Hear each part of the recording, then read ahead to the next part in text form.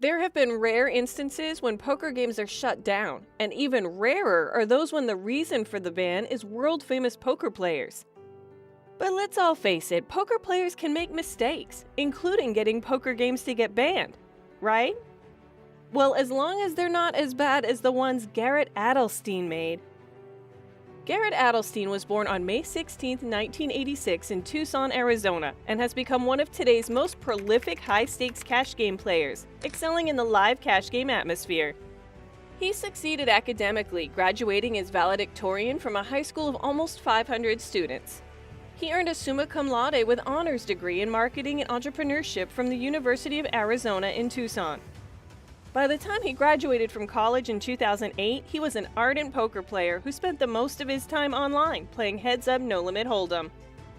While his current poker prowess is well known, it wasn't always easy for the young player who grew up playing online cash games just to have it all taken away on Black Friday, April 15, 2011. He was able to transfer into and conquer the world of live poker after years of dealing with depression and striving to better himself as a poker player and a person. He improved his poker skills throughout the years, and his determination to be the best catapulted him to the top.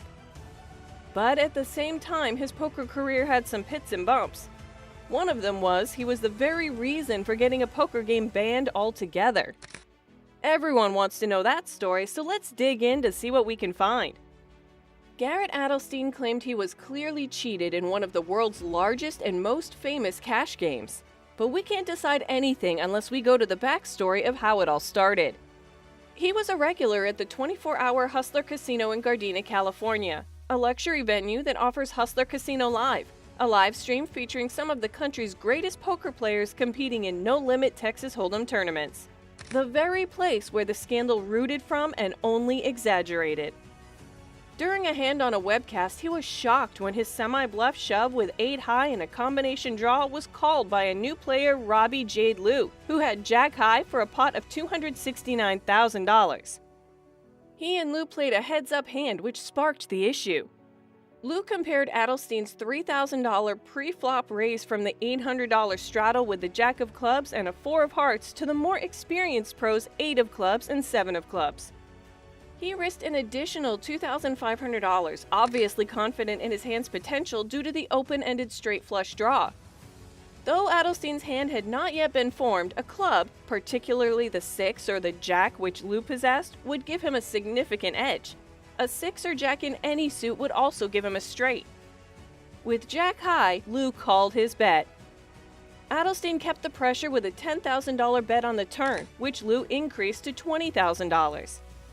Garrett contemplated his next move and went all in with a semi-bluff, which meant that even though his hand had not yet been formed, there were enough excellent cards still in the deck for him to complete it. If Liu wanted to make it to the showdown, she had to commit the remaining $109,000 of her whole stack. Bart Hansen, an HCL commentator, didn't expect Liu to call. After all, she still had jack high no draw and would have had to hope for a pair on the river. Liu, on the other hand, wanted to see it. That is, she was considering paying Adelstein off only to see what his hand was, and appeared to talk herself into making the strange, wild, and amazing call. The players decided to run the river, the final card, twice, but both cards proved ineffective, leaving Adelstein with 8 high. Meanwhile, Liu flipped over her cards to reveal jack high, causing amazement among those at the table, particularly Adelstein. The reason for the skepticism is because regardless of his hand, modern poker theory says Liu should have folded rather than betting her whole stack of chips. This is because according to DraftKings, Liu would have lost to all made hands, including complete houses, overpairs, and other pairs, as well as several of his bluffs. According to DraftKings, there were almost 150 chances for her to lose her hand and only 6 ways to win. Nonetheless, she emerged victorious. "I don't understand what's happening right now," a perplexed Adelstein spoke while the cameras continued to roll. He questioned her reasoning for calling. "I thought you had ace high," Liu said. "So why call with jack high?" He argued that jack high would have lost to ace high. "Because you don't have shit," Liu said. He then left the table. Liu eventually left to speak with Adelstein and an HCL producer. A player named Rip then got up to join Lou and could be heard ranting at him, who returned to the table to gather his chips and leave the game. It turned out that he left with the chips he had lost to Lou, but it's unclear whether she voluntarily offered to return the chips or if there was another motive. Eric Persson, a poker player who watched the hand while participating in the HCL game, commentated to the other players at the table, "She should never have given the money back. It makes you look guilty." For Lou, she played the hand the way she did because she suspected his hand was inferior to hers.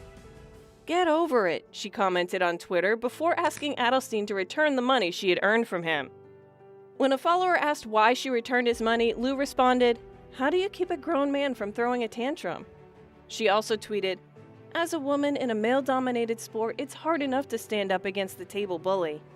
Lou went on to say that her decision was based on past experiences with Adelstein, implying that she was aware of his wide poker ranges and that Jack High might have been the correct move in any case. However, he remained skeptical and accused Lou of foul play in a lengthy Twitter statement. Poker is an extremely complicated and nuanced game. He stated that Lou's hand had very little equity and should not have been played by the turn. Adelstein analyzed her previous techniques and stated that he is aware of how someone could cheat during a live webcast. He suggested that this may involve a hidden device that simply vibrates to indicate you have the best hand. He added, "Another common way of cheating is if someone has the technology to know who will have the best hand at Showdown by hacking into the card reader." He presented no evidence that Lou had done either of those things. "I immediately felt very concerned about foul play," he said. He also stated that he spoke with HCL co-owner Ryan Feldman and Lou. Adelstein said he told Lou, "Robbie, this is likely to be viewed by millions of people. I think you know now, you f***ed up." He then stated that Lou offered to pay back his share of the money.